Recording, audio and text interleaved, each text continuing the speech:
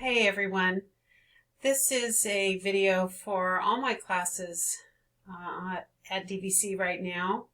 I'm teaching freshman composition and critical thinking, and this is kind of an end of the week discussion that I will post for you in your first week of work just to help keep you on track. I know a lot is going on in the world, and with many of you who have never taken an online class. And I really had to do a big switcho flexo in my brain because I have been teaching online since probably before you were born, since the year 2000. And I've been teaching exclusively online for a year, and this will be a year and a half. So I'm assuming, when I open classes, I think, oh yeah, everyone wants to take a class taught online. And for many of you, this is the least preferable way to take a class. And I think one of the reasons is that there is no constant reinforcement and interaction from a teacher, and interaction and support from fellow students. However, I really try to create a connection with you, at least through these videos, and I really am online all the time. I can answer emails, give you suggestions. Also, we will be doing group work in both classes so that you will, over the course of the semester, work closely twice with a small group of people and hopefully get to know each other in the way that you can. Okay, so in terms of your posting, I really was impressed. I've read a lot of posts already. I'm making this video on Wednesday afternoon, and I've read one full class and many from my other classes, and so far, especially in 122, I found a lot of detail and effort.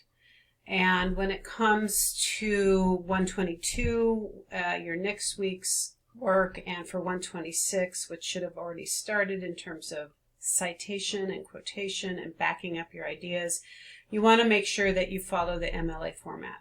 And I've left you that in the Start Here module. You need to quote your sources correctly.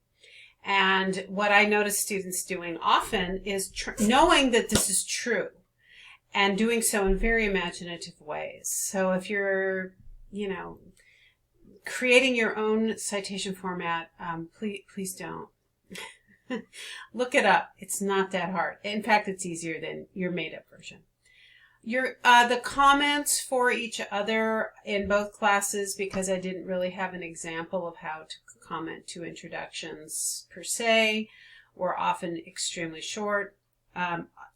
For your comments to each other, I expect you to really drill down and try to find ideas in the paper that resonate, that you can argue with, that you want to discuss, that you want to highlight, that you might have questions about what the person says, what does it mean, etc. Make sure you spend some time with comments, because that's usually half of your participation for the entire week, so they count. In terms of really, I've said this before in writing and in my other video, I believe that where things fall apart for people online, without a doubt. I mean, I'm saying how you fail this class is to not post or not post on time. Really, it's not, let's say you're a really bad writer and you have no ideas, but darn it, every week you get up there and you post your paper, and you comment to 2 people the best you can. I might say something to you about, could you please capitalize your letters and maybe make complete sentences? But you know what? You are going to pass this class. If you can be the most brilliant genius walking this planet and come into the class at 12:01 p.m. and decide you're going to post your thing, and you will find the board is closed and you can't comment to anyone either. That's when you fail the class, if you keep doing that. Or you go, my paper's done.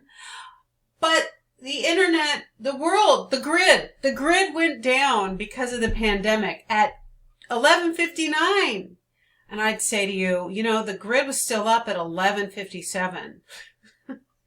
You know, I know we're in really weird times with rolling blackouts and quarantine. So my advice is do your work ahead of schedule. Get your paper done. Don't wait till the last 1 minute to post your paper or your comments, because you know what? Weird stuff's going on. So I really encourage you to just stay on track. And it works. I've seen it work for 20 years. People posting on time and passing the class. People posting on time and writing really great papers and making really good comments usually get A's. So I know you can do that too. That's just as possible.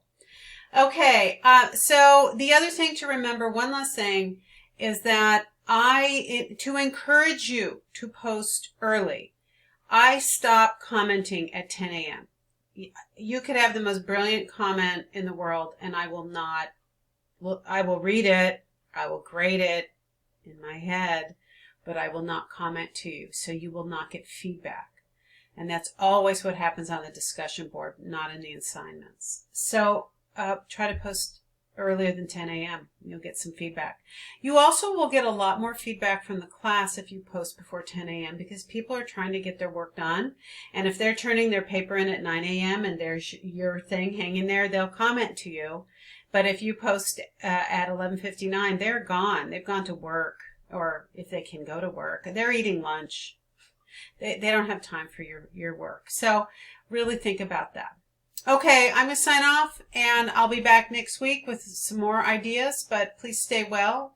I woke up from a dream this week, and it was probably an apocalyptic dream, and the thought in my mind was, be safe, and stay alive. Okay? These are good pieces of advice. All right, more soon.